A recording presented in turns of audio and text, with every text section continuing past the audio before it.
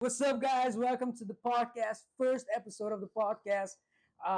My name's Surag, owner of Palapa Vibes, the clothing brand that's here to support animals, and we're mostly a vacational brand. To my right today, we got Ryan. Ryan, I want to thank you very much for the spot, man, the location, bro. Appreciate it. You Man. know, Korean barbecue. Make sure you guys check him out. He's got some powerlifting stuff going on. Links, everything's gonna be down in the description. But main man of the event, we're talking about North Pacific welterweight, middleweight, 15 seconds. I'm not talking about in the bed. I'm talking about in the ring. Adrian Lyon Lopez. What's up, man? Hey, thank you very much for being on the podcast, brother. Heck yeah. Hey, bro, this is like, feel like Kevin Hart between The Rock and, But yeah, guys, today we have a special guest. Goddamn, Adrian, last Saturday you fought, man. It was a crazy fight, man. But before we dive into that, take us way back, brother. Before all the cage fights, before the MMA, who was Adrian before all of that, brother? How did it all started? Yeah, I mean, I've always been kind of like grew up kind of a shy kid, kind of reserved and but I really found that I kind of had a sense for violence, honestly. Just straight violence. Yeah. Yeah. I lived in a neighborhood and like there was a lot of kids around me. I'm sure like those same guys that I used to fight with, they're gonna probably see this podcast because they follow me on socials and they'll probably see that I'm in a podcast. So they'll probably want to watch. But I mean, I used to fight with these motherfuckers, and I used to just like for fun, yeah, we would just fight and we'd play tackle football and smear the queer and all those things. And I've just always had like a sense of violence just to put it on people, But it's so crazy, man. You said that like a sense for violence because obviously it could go two ways when you say that you have a sense for violence. It could go in the wrong way, but obviously like you did in the good way where you channeled that in a sport. Yep. Hey, those tequilas are hitting, man. That's crazy, man. Hey, Oh yeah, brother. So yeah, as you were saying, man, before that, all the fights and stuff with the friends. Yeah. Was that where it started in the beginning? Yeah, I mean that's kind of like where it started. I mean, I always say like controlled violence, right? Controlled violence. Yeah, that's the word. I want to be the guy that can create violence, but in a controlled setting, right? Mm-hmm. I can control my emotions and I can control every aspect of violence. So I don't need to like be a violent person, but when I need to turn it on, I can do that. You can do that.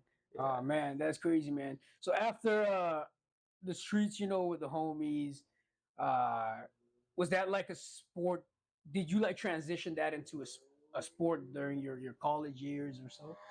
Yeah, I mean, I grew up playing football. My uncle was an MMA fighter. He passed away, but I remember like I would watch Spike TV. Spike TV. And there was MMA fights on there, like UFC and all those things. I remember growing up and I would watch them with my dad and I would tell my dad, I want to be in that one day. Yeah. I want to do that one day. And my mom hated it, My mom was like, no, you're never doing that. Yeah, it's like always the mothers, like, yeah, the dad's like, hey, go do it, man. But the mother's like, nah, no violence. Yeah. Yeah. No, that's crazy, man. That's dope, though. So after that, like, you're watching it, you're slowly, like, figuring out that you have a passion for the sport, Yep. And did you start any kind of fighting sports during your college years, your school years? Yeah, so my freshman year, I got into a little scuffle at school, and it made me realize that I wanted to learn how to, control somebody. I wanted to learn more about just martial arts in general or Mhm. just combat sports. So I joined the high school wrestling team, Okay. and I started when I was a freshman, and I made some pretty big jumps starting late compared to everybody else, and that kind of transitioned me to end up getting a scholarship to go to wrestle in college. Oh, okay. Yeah. All right. So then after that, the wrestling, did you like compete professional or just for Um, fun? yeah. So in college, I wrestled I wrestled for 5 years, um, and I became a 3-time All-American, and I took second in nationals Damn. 2 times, one at the NJCAA Mhm. and then one at the NAIA. Damn, that's crazy, Yeah. bro. So second both times, and like, cause it, you went from like wrestling and now you're doing MMA. What was the cause of like that transition? From wrestling to MMA. Like, what was your first fight? Like the cage.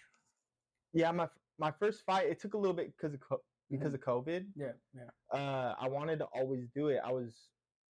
I'm just there was like a lot of stuff going on, and I wanted to fight. I just didn't know like when the perfect time was because it was, gyms were closed and all of that stuff. And the first gym I went to was in Montana because I wrestled out there in college. Mhm. And a UFC legend, his name is Joe Riggs. Joe Riggs. I mean, I hope he would see this because he had a big influence on me. Damn. He opened up a gym in Montana, just happened to be there. Mhm. It's so crazy how the coincidences they just collide. It is. And so I just went there. The first day, and I was like, "Hey, I want to fight." And he just Just like that. You want to fight? Yeah, that's crazy. And so he opened his doors for me and let me come in there and train, and he taught me a lot of the basics. So it's like, because back then you said you were fighting a lot and stuff like that. That was after the titles of the 2-time second place titles, right? You did that. Yeah. So obviously at that point you knew that you had a passion for the sport, and now you want to like perfect it. Because that was the first time that, like, obviously, like you said, you opened the doors, you went in, you started training. When was it like you competed like your first official MMA fight? Yeah, so my first official MMA fight was about a year and a half ago. A year and a half ago. Oh, okay. So I'm still pretty new. Yeah. Where was that one at? That was at the Roseland Theater. The Roseland. Okay. Yeah. Man, that's crazy because that's the FCFF title, right? And FCFF. currently you're at 6-0 right now. Yep. And you have the welterweight and the middleweight belt. Both. That's crazy, man. Yeah. That's crazy, man. Like, a lot of times, like, funny thing is, me and Adrian, I recently moved also to the state, and we all here met at a gym. And I didn't know Adrian was a fighter back then. And then Ryan said to me, like, hey, the guy with the long hair like yours, he's a fighter as well, too. So he's trying to talk to him and chill. And then the first fight that I went to, that was down in Portland, right? Roosevelt, Roseland, yeah. Man, shit, tequila's hitting, bro. It is, man. Shit, I'm seeing 2 Asians, bro. Is that right? Yeah. I was in 3 Asians. This is exactly how podcasts were supposed to be. Yeah, bro. It's crazy, man. But nah, bro. First time I saw you fight. Listen, I've watched a lot of fights in person and on TV. And my first thought, like, even when I was telling my wife when I saw you fight for the first time, I'm like, he's got a talent. This guy's got a talent. But here's the thing is, because I know you work like 2 jobs and you still fight, man. That's crazy because some guys out there, they train like pro, like so much in one day. They have one job. Some of them don't even have a job. They focus fully on training. But you got 2 jobs going on and you're fighting, bro. That's crazy, man. That's definitely talent right there, But me and you talked about it at the gym as well. Because even sometimes when you have a talent for something, you still got to train, man. Yep. Because talent without training, it's like I don't know how to put it. Like you like make a lot of like mistakes. You won't make it far because you'll eventually grow ego. In my mind, you know, I don't know if you understand what I'm saying. Like to think you're the best. I don't need to train. You know what I'm talking about? Yep, Yeah. yep. So the day like the day you stop working one of your job or you're just mainly focusing on training, bro, you're gonna see such a crazy spike in your fights. But for now, man, it's not like you're outperforming, man. You know, like let's talk about like your last fight. That was Saturday, right? Yeah. Bro, that was crazy. The guy you fought, man, is not just a nobody. He's like what, like silver medalist Olympic kickboxing guy? Yeah, he was an amateur silver medalist in kickboxing. Kickboxing, bro, that's crazy. And I believe you mentioned that was supposed to be the last fight before you start to push towards pro, right? Yep. How did you expect that fight to go, bro? Honestly, I thought it was going to be a lot tougher.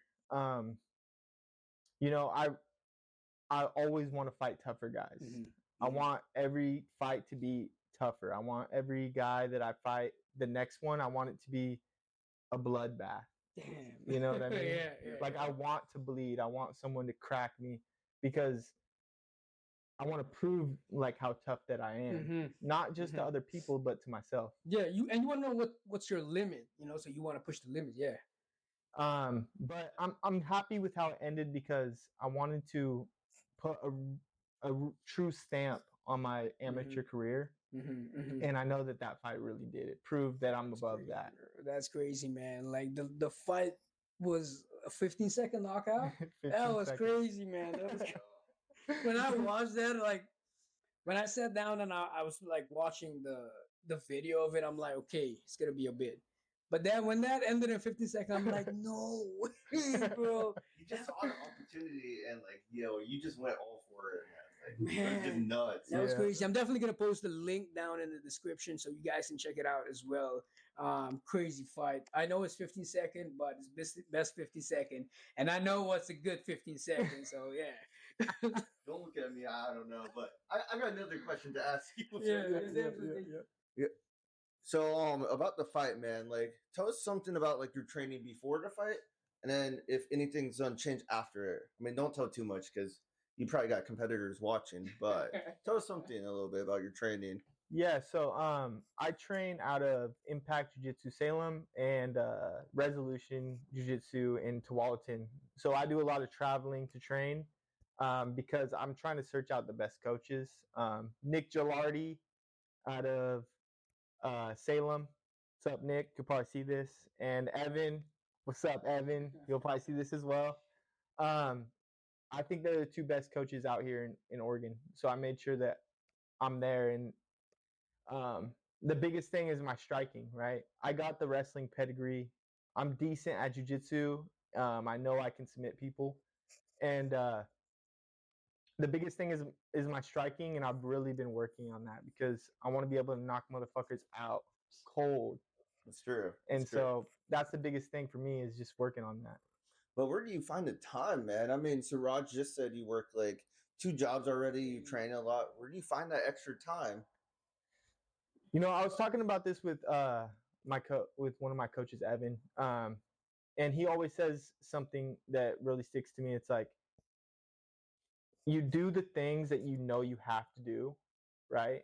Like it doesn't matter if I get off a 12-hour shift and I'm fucking dead ass tired, right? Yeah. I'm gonna go there and I'm gonna get the training in. And I'm gonna work as hard as I can. It might be the worst day of training ever, but at least I'm getting in there and I'm getting the reps in. And it's just the dedication. I think, you know. Yeah, man. I see your passion. You know, your grind and stuff, man. Tell us like where that all like came from, man. Like, cause I know you said you grew up like fighting and stuff. You had a passion for violence. But when did that passion of like the work ethic and really like finding your goals and killing them start at? And where are they at now? You know, I honestly believe that it comes like almost genetically. Like my dad was never an athlete, but he showed me kind of like what dedication and hard work is. He was a 15-year-old father So my parents had me when they were 15 years Dang. old. And that, I've never seen that dude miss a day of work. I've never seen him slack a single day. He always made sure that there was a roof over our head, food on the table, clothes on our back. And I think it instilled something into me where it's like, life's hard, life's rough, but you can always make something out of it. Damn, man. I might have to pause this real quick to get tissue. But no, before I hand the mic back to Suraj, man, I have to ask. I know you have that like career in bodybuilding too. Did you take anything of that into fighting, or are you pretty much just giving up with that? Yeah, I mean, so bodybuilding is so like, it's like an external thing, whereas like MMA is like really internal, right?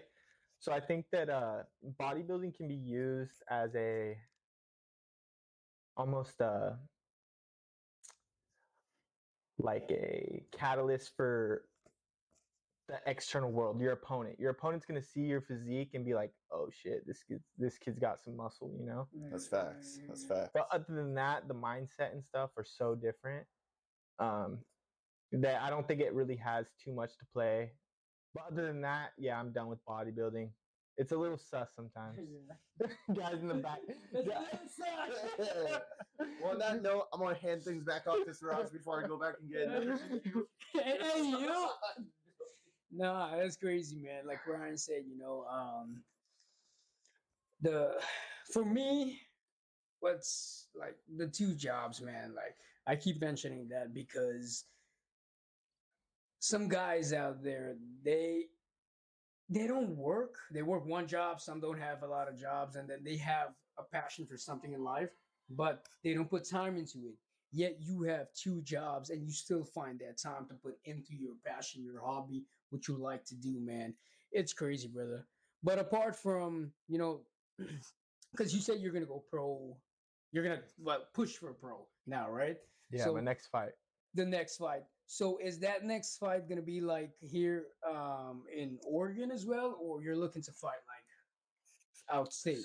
So I guess there's a few different options, and I think that maybe having my first pro fight in Oregon would be a good idea, just because when you're first coming up, it's like you want to create as much sales as possible, and I have a lot of support here in Oregon, so it's awesome to see like people who support me and believe in me, and I really want to I want to always stay connected with those people because they seen something in me that that a lot of people won't. And once I do make it and I'm in the UFC one day and I'm smoking people there, I want those people still to be like a part of my life because they seen something in me that other people would never. Yeah. That makes sense. That makes sense what you're saying. No, but I believe you come from Oregon. You have two belts down here in the state. Oregon will always be a part of your support, And I personally believe, man, because I've seen you like at work. I've seen the love you have out of the ring and in the ring for the sport. So I do believe in you as well, man. I know you're gonna make it. Like this is our first podcast shoot. One day you're probably gonna look back at this, and you're gonna be on some really crazy big podcasts. Who knows that Joe Rogan, all these guys, and then you're gonna look back at me, and I really appreciate that giving the time and being on the podcast with me and Korean Wheels right here. For real, man. But brother, you have a talent and you have a love for that talent. Keep pushing, man. Keep grinding. Keep going. Who knows? This is the first podcast. Maybe somewhere down the road, we'll shoot another podcast with you. And who knows what the future will bring, man. Who knows really where you will be at that time. But other than that, bro, I appreciate again. I'm going to end it because I don't want to steal more of your time from you. I want to end it right here. I want to thank you very much for being on the podcast, brother. It was Yeah. definitely an honor, man. Much love, brother. It's definitely an honor. Big dog. Definitely, definitely. And maybe one day you will get to interview with the real Rock and I'm like the Kevin Hart right now. I'm like it down. Dude, I want P Diddy. He did. Hey, yo, he's on the run. We're gonna have to find him, bro. What the heck? Hey, man, I want another tequila. Should I have another, bro? Thank you, bro. Shit, take it. Yeah, we do. All right, peace out. Peace. Say you got a pass, won't be too.